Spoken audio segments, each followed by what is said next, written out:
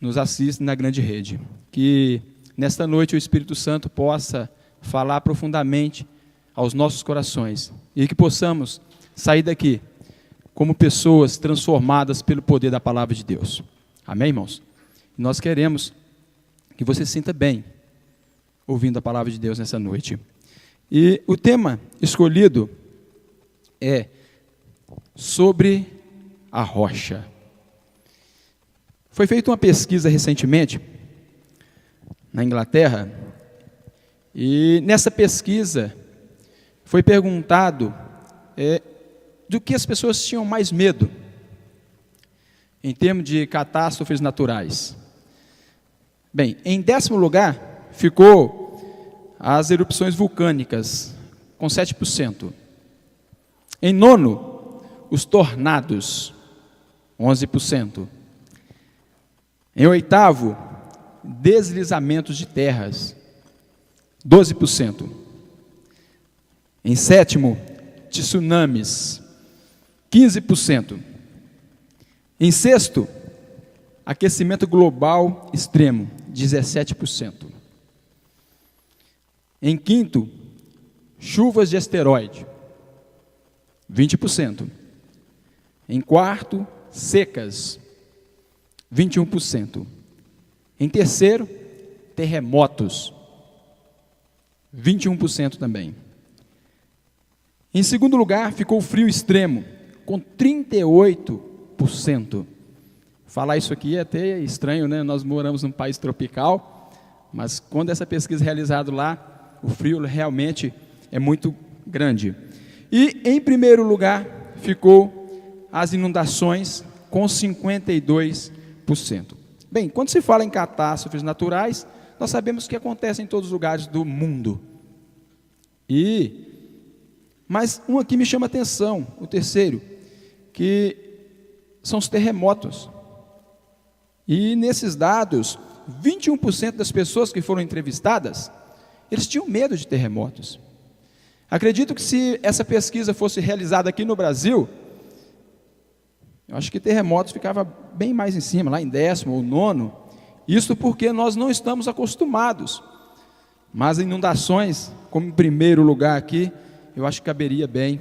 Ou calor extremo, também caberia. E deslizamento de terra, também caberia. Mas aconteceu um fato interessante, em 1º de janeiro de 1980, lá em Lisboa. Portugal, ele tem algumas ilhas, e existe uma ilha chamada Açores. No dia 1º de janeiro de 1980, aconteceu um terremoto em Açores. Um terremoto muito grande, terrível.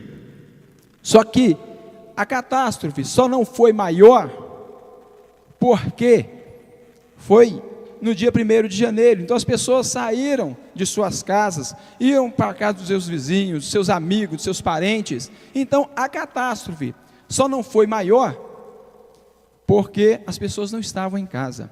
Muitas casas ruíram, caíram. E depois desse acontecimento, aconteceu uma lei. Houve um projeto de lei em Lisboa que todas as casas deveriam ser construídas com bases antissísmicas. E agora, depois disso, as pessoas, ou as construções de Lisboa, de Portugal em geral, elas são construídas com a base mais firme, mais sólida, com muitas ferragens, para conseguir suportar a sacudidura se porventura acontecer um novo terremoto. Nós sabemos muito bem o que é um terremoto, não por experiência, mas pelos acontecimentos, como acontece quando vem do epicentro, né? E há essa locomoção das placas tectônicas, e elas se chocam, e quando se chocam, acontecem esses tremores, e esses tremores são os responsáveis, né, de prédios ruírem, prédios caírem. E graças a Deus a nossa placa tectônica, que é a placa americana, ela não se movimenta muito, e por isso nós não temos terremotos. Mas existem terremotos muito piores do que isso, né? Nós vamos falar nessa noite dos terremotos espirituais. Alguém aqui já teve a sua base, a sua vida abalada, sacudida? Eu acredito que sim. Todos nós temos a nossa vida sacudida. E a palavra de Deus agora nos dá um conselho, quando se refere a construções. Uma certa vez eu fui chamado para olhar uma construção no bairro Caiçara, isso há muitos anos atrás. E quando eu cheguei lá, a situação era muito crítica. Isso porque não teve uma base sólida, uma base resistente, e a casa estava próxima a ruir, a cair. Então foi preciso fazer alguma intervenção para que aquela casa ela ficasse de pé. E muitas vezes na nossa vida também tem que haver uma intervenção da palavra de Deus, do Espírito Santo, para que a nossa casa, o nosso ser, ele possa ficar de pé. Vamos abrir a palavra de Deus no livro de Provérbios. Vamos ver o que a palavra de Deus nos diz. No capítulo 4, o versículo 23 ao 27. Sobre tudo que se deve guardar, guarde o coração, porque dele procedem as fontes da vida. Desvia de ti a falsidade da boca, e afasta de ti a perversidade dos lábios. Os teus olhos olhem direito, e as tuas pálpebras diretamente diante de ti. Pondera a vereda dos teus pés, e todos os teus caminhos sejam retos.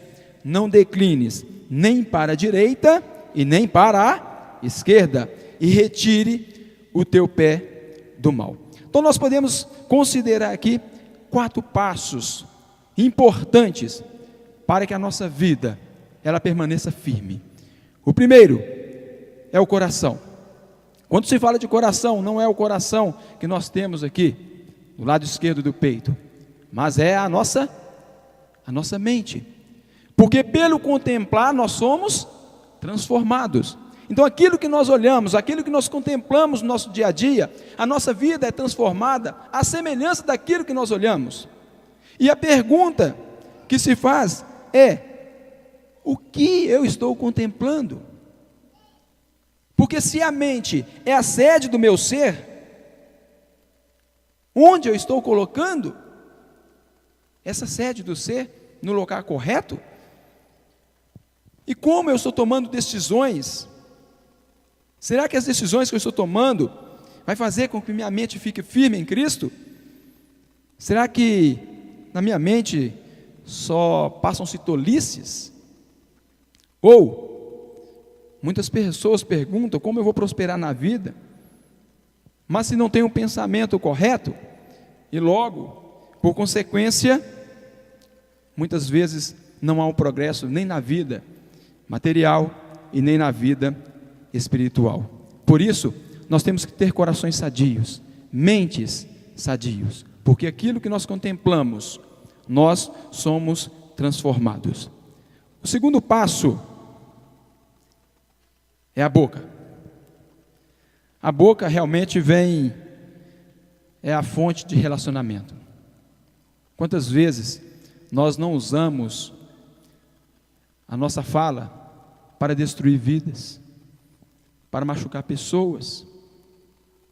Mas dessa mesma boca também pode sair palavras de vida, palavras que levam ânimo às pessoas que estão precisando de ouvir uma mensagem de paz, de esperança, uma mensagem que pode transformar a sua vida.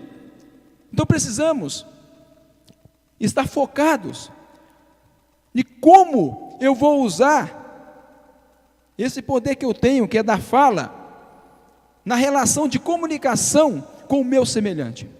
Alguém aqui já ficou sem falar? Eu me lembro quando eu estava com 12 anos de idade, aproximadamente, a minha voz começou a ficar rouca. Agora, inclusive, já ficou rouca, né? Mas eu fui no médico. Antes de eu ir no médico, minha mãe falou: a voz está rouca. E eu falei: eu estou virando homem. Eu estava jovenzinho, eu achei que eu estava virando homem. Mas, na verdade, não estava virando homem. É porque aconteceu que veio um carocinho aqui na minha garganta, na parte interna, e estava impedindo de eu conversar. E eu fui ao médico, no otorrino, e eu tive que passar por uma intervenção cirúrgica. E eu tive que ficar 30 dias sem falar. Agora você imagina, um falastrão como eu ficar 30 dias sem falar. Eu não pude ficar na minha casa. Eu tive que ficar na casa da minha tia, que lá não tinha ninguém, eu ficava sozinho no quarto, né? Tinha que ficar livre de poeira e livre de pessoas que estavam falando. Olha como faz falta falar. Mas falar palavras agradáveis, falar palavras boas. Porque se você tem o lábio santo, você vai ter a língua santa. E você vai usar esse dom, esse talento, para levar ânimo, para levar esperança, para levar palavra que edifica, palavra de vida. Nós conhecemos dentro da palavra de Deus, quando as pessoas usam a palavra para destruir, e muitas vezes também as pessoas usam essa palavra para dar vida. Através da palavra, Abigail salvou toda a sua família, porque ela soube apaziguar a Davi que vinha para destruir a sua casa. E a palavra de Deus nos diz que a palavra branda desvia o furor. Quantas vezes no trânsito, se você fecha alguém, talvez por barbeiragem ou falta de habilidade, e as pessoas te xingam, mas você deve pedir perdão. Eu estava comentando com alguém essa semana, se você quer desarmar alguém, quando acontecer alguma coisa desse jeito, você para o carro e fala: você me desculpe, porque não foi minha intenção fazer isso. E com certeza você vai usar o dom da fala para glorificar a Deus, uma palavra de vida, e também vai te conservar na sua vida. Uma certa vez eu vinha do bairro Solado Madeira, e um rapaz entrou de uma vez no posto de gasolina, e eu tinha um Fusquinha. Os irmãos sabem que Fusquinha não é bom de freio, né? E eu freiei, e ele rabiou para um lado, rabiou para o outro. Eu fiquei mais amarelo do que eu já sou. E de ímpeto, eu parei o carro, né? Depois que ele parou, eu dei ré e parei no posto.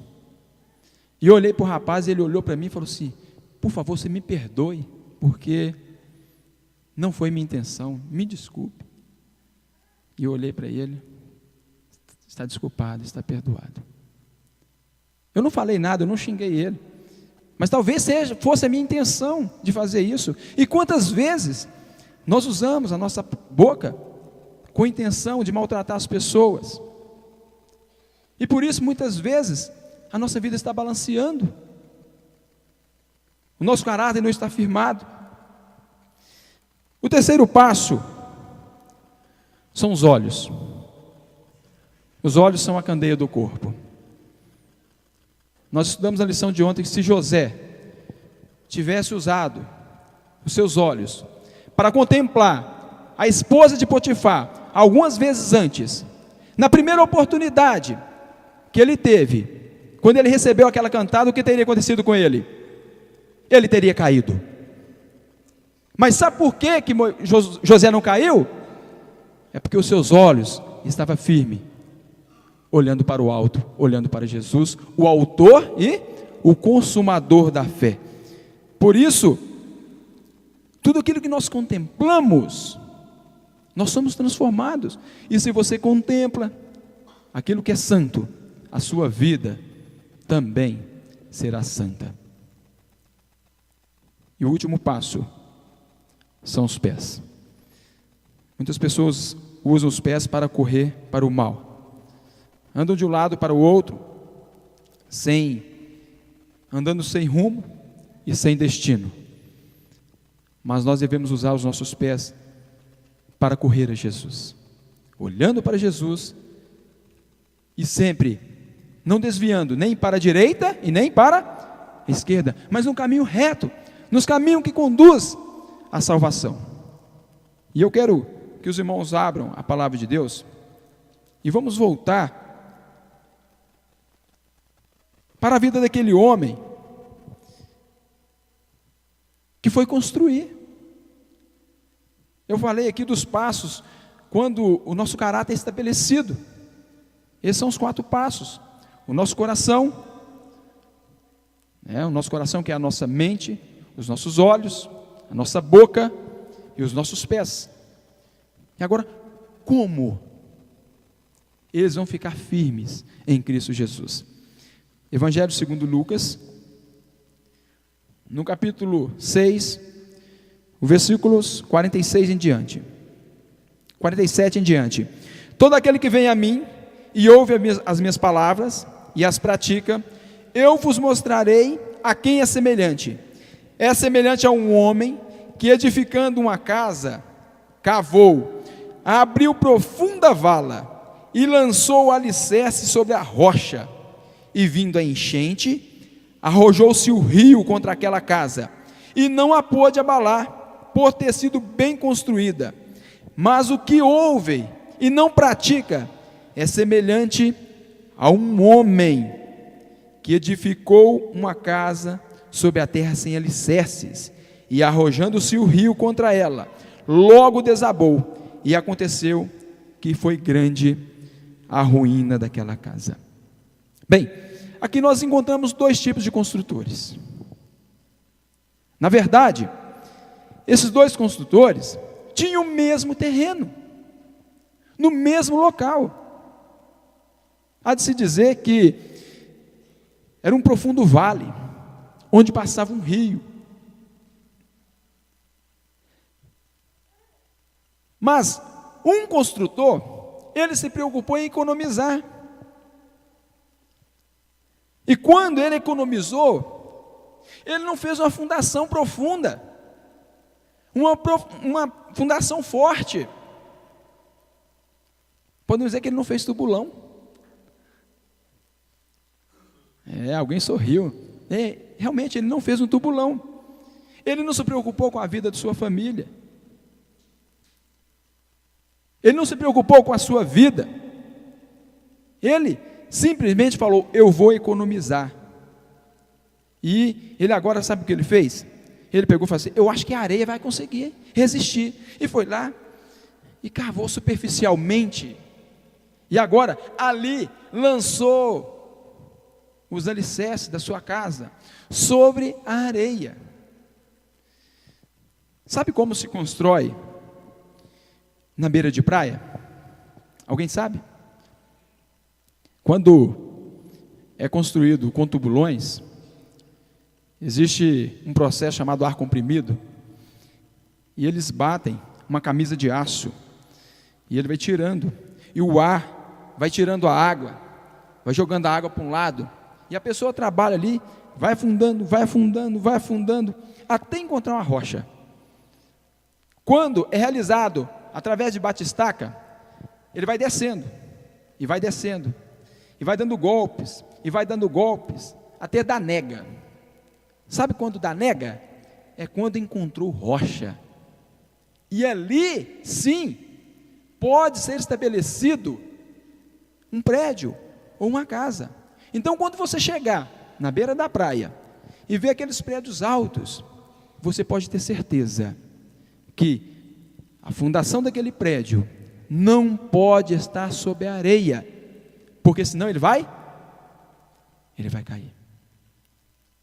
E eles não se preocupam em gastar, porque tem que gastar, porque senão a ruína vai ser grande. Bem,